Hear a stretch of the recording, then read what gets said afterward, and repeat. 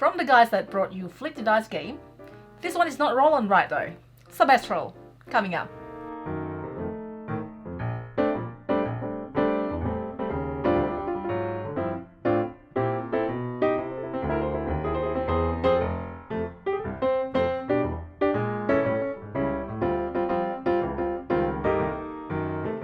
Hi, I'm Tarrant. And I'm Stella from Meeple University. Welcome back to our review video, Should You Play? This time we are talking about Subastral, the little card game, and the designers are the two duo, the Flip the Dice game duo. Yes. We're going to give you an overview of the game, and then we're going to show you what we think of it. So this is the setup for Subastral. This is what it will look like at the start of the game, but it looks fairly similar to this throughout. And it's an interesting little filler plus card game. And it's a set collection game where ultimately your set has a bit of a twist on how it gets done. There's a couple of interesting twists in here. So there are 6 clouds, numbered 1 to 6. And there are 8 different types of biomes, which are these different landscapes sorts here, like temperate grassland, forest, rainforest, and so on. And these are the things you're trying to collect sets of. On your turn, you'll have some cards in your hand. You choose a card from your hand and you play it onto its matching number. And each of the suits or each of the pictures has all the different numbers, or most of the different numbers. So you'll play it onto there, and then you pick up one of the other piles. If you pick up a pile to the left of the number you play, then you put those cards into your hand for future turns. If you pick up cards to the right of where you played, then you add those cards into your journal, and this is where you score them. And if you play a 1 or a 6, then it works the same way, except if you pick the wraparound one, you've got both options. So from a 1, you would be allowed to put any of those in your journal, or you could put 6 in your hand. And you've got to keep the right sorts of cards in your hand, because if you run out of cards in your hand, your whole turn is just going to be picking up one card, which is terrible. That's bad. And you want to try to use this to get cards away from people who want those cards, various things like that. At the end of your turn, you'll refill any empty spots, so there's always a card everywhere and at least 2 piles with 2 cards in it. And then play just goes round and round like that until the game end card gets drawn, which is close to the bottom of the deck. So you'll basically go through the whole deck and then you'll total up the final scores. So it all comes down to how this journal works. And the scoring is a little complex, but it's a little complex when you first go through it, but it's a really smart and balanced system. So as you're gaining cards, and I'm just going to start picking up cards now, your top row always runs from left to right in the order in which you first took the card. When you get a matching card, it goes on top of or below, basically in a column with all its matching cards. And so you would keep going like this. If I got this, tropical rainforest, I've got 2 of each now, and then, if I got chaparral next, it would go Obviously, here. this gets refilled in between turns. These are all getting refilled. I've completely stopped playing the game, and I'm just setting up a scoring sheet now.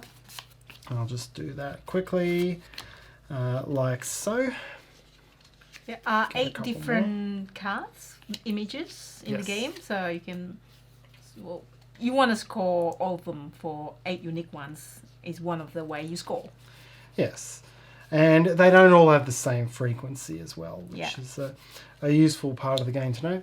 So when the time comes to scoring, you'll look at each of your horizontal sets and you'll score 1, 3, 6, 10, 15, the triangle numbers, based on how many you've got running from left to right until the first gap. So here you got all 8 across, that's worth 36 points.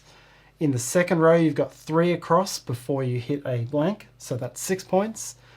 And then on the third row, there's none at the left. So that's the first way you're trying to score points, is by getting lots of sets which start from the left.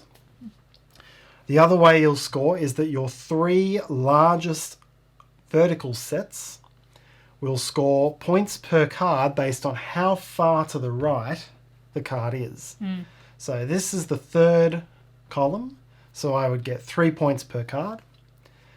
This is the 7th column, so in theory I might get 7 points per card here. But where there's a tie, you revert to the left. So here my first 2 would be these, for 3 points per card and 1 point per card. And that's fundamentally it. So you've got this interesting balance where you're trying to get sets of everything. You want to get a few of everything to the left because it's going to let you score big horizontal sets. But you also want to have more of the things on the right, which are the cards you don't get until latest in the game, because those, if they're in your top 2, are going to be worth heaps of points for those sets. I know, that's just very interesting. Yeah. Decision space. What do you think, Tarrant? I think it's very good. I think as a filler or a filler plus, or the sort of game you could play, I could imagine this coming out at the start of or early on at a meetup where it's simple enough that anyone can get the rules. The decision space is not that big, but it's interesting enough. And just the way you build up this journal, it makes for exactly the sort of... I think as an experienced gamer, it makes for exactly the sort of decision space I like in a filler. Which is kind of like tricky and different. Yeah, tricky and different. It's not like I'm waiting for my cards to come out and then pounce on it before someone else does. I'm actually trying to influence what's going on. When we played at 2 players, you're also looking at the other player's journal and trying not to leave... More cutthroat. Trying not to leave cards that give you excellent sets out there in easy to grab locations. I think it's really good. Before I say what I think, look at the art first. It's by Beth Sobel, that did Wingspan. I didn't look at the artist until I saw one of the cards. Like, oh, that looks like Beth Sobel. I'm like, oh, is it Beth Sobel? Yes, it is. So it's like recognizable. So that's a good thing, right? I can recognize like the Meeple, Beth Sobel, Andrew Bosley maybe.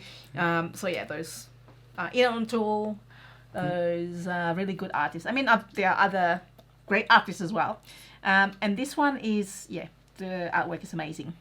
And I also really like it because it's interesting. It's what I find this Tableau scoring system is very interesting. But what I find is interesting even more is the cards in your hand, you have to recycle it. You have to put it in the... What do you call it? The dome, Subastral. In the clouds. In the clouds first before you can... Put it in the cloud. And then... This is a Microsoft game. Yes, right. Put in the cloud and you kind of like have to think, hang on, what number... If I can remember what opponents have, what cards opponents have, that would be good. Is it safe or not? Like, what is my next card? Can I take that card next time or not? Things like that. And if the opponent needs to take card or not, I think that is... on top of what Tarrant has already said, I think that is the most interesting decisions in this game. Yeah. Do you like that bit as well? Yes. Yeah. Yeah, I don't think I was that... I didn't look at your journal enough when we were playing, certainly early on. Well, I didn't either, but I left some really good, juicy points out there for you. I know. I was like, this one. I remember I was like, after this card. Like... I think there was only 4. There's it's actually stays in a 2-player game. How many cards are these? So I'm like, I know exactly. Okay, there are already 3 out there. That's the 4th one. I want that one because that will stop you from having all 8. Yeah, for sure. You took Sorry, Tarrant. And you got lots of points off your horizontal sets. I got some really good scoring vertical sets.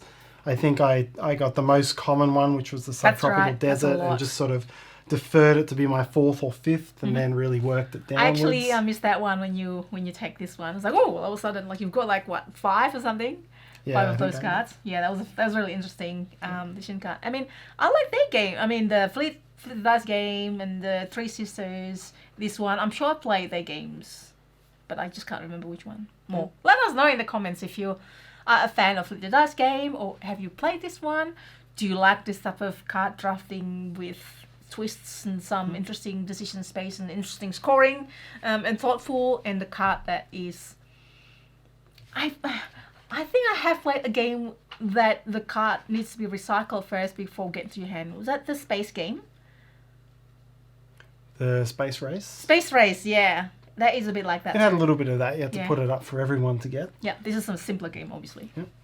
Yeah, look, really the only thing I could possibly say would be frustrating about the game is that you have to find the 3, 4, and 5 player cards if you're gonna play it at lots of different that's player okay. counts. So That's okay. if you don't like Sorting out cards. sorting a deck out, that's the only. But I think that's a better complaint rather than the complaint of it's not balanced for different player counts. Yeah, exactly. It So you gives can't have both best of both worlds. Best of both worlds. Yeah, no, exactly. You want to know what numbers of cards are coming out. It just means sorting through the cards at the start. But I mean, that's part of life. I can't. Just like ask me to do it. Hey, Stella, here, do it. So I like that thing. That's how it went down. Oh wait, whatever. Well, I like that bit where it listed how many cards for how many different player counts. Yes, Isn't that there? is on the back of the book as well. Yeah, I like that. I mean, So that's you know what's going on. it's like I remember when you did Terraforming Mars, you list all the cards, symbols, how many symbols, and that. And this one, it's already there. It's awesome. Yes. I think we're rambling away from the point of the core of the game that's now. it. So I think No, that's okay. All right, that's it. Have you played this? Let us know if you have any other games that is similar like this, maybe. Because we do, we interested to hear what you say as well, and finding out more and more games because we thought we played a lot of games, and there are always games that we haven't played. yes, And there always will be. yes, and if you somehow enjoy this, it will really help us if you hit that like button. Subscribe to us if you haven't already done so. We have review videos like this. Sorry, how to play through. My short and sweet. Got me on a nerve there. Sorry, overview and so on. I'm also on Instagram, so find me there. I'll share my photos, reviews, and that sort of thing. And hopefully we'll see you next time. Bye. Bye.